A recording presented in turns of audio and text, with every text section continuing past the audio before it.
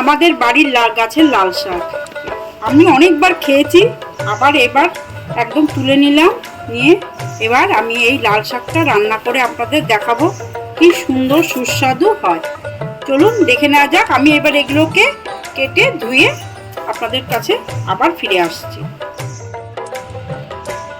আমি এই বড়িগুলো ভেজে নেব। এই বড়িগুলো আমার হাতেরই বানানো বাড়িতে। আমি এখানে বড়িগুলো ভেজে নিচ্ছি, টুকরো করে নিয়েছি।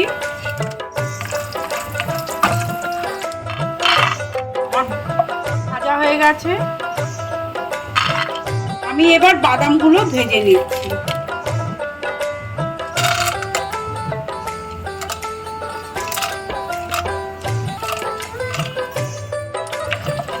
বাদামগুলো বেশি ভাজবো না, বেশি ভাজলে তিতকুট হয়ে যায়।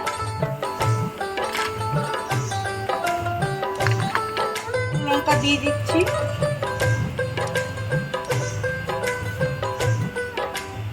আর এখানে কুচি কুচি করা 5-6টা রসুন কোয়া দিয়ে দিলাম। একটু ভেজে দেবো, তাতে লাল শাকে একটা সুন্দর গন্ধ হয় রসুনের। আমি এবার এই কালো জিরে দিয়ে দিচ্ছি।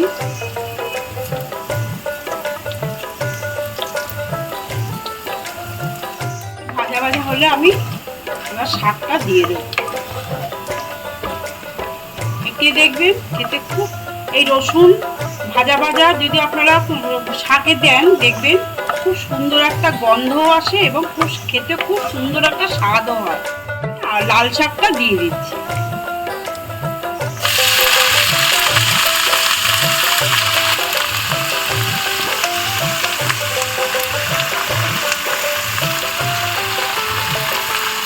লাল শাকটা পুরো দিয়ে দেবো। এখানে আমি 1/2 চামচ মতো নুন দিয়ে দিচ্ছি। শাকটা বেশ একটু মজেও যাবে। আর যে আমি কাঁচা লঙ্কাগুলো 2টো কাঁচা লঙ্কা কুচি করে রেখেছি সেটাও দিয়ে দিচ্ছি। বেশি দেবো না, যেহেতু শাক একটা উপকারিতা আছে সেই জন্য অল্প লঙ্কা দেবো।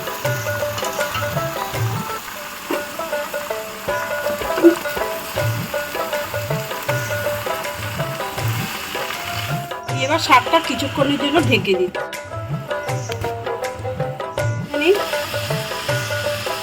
2 চামচ মতো চিনি দিচ্ছি, যেহেতু লাল শাক একটু মিষ্টি মিষ্টি না হলে ভালো লাগে না।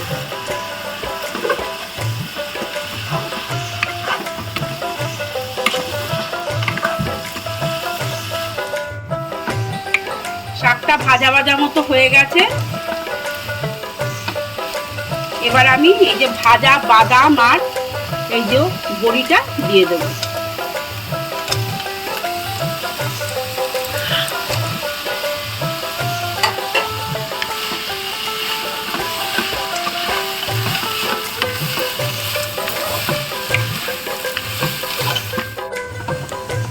আমার লাল শাক তৈরি হয়ে গেছে।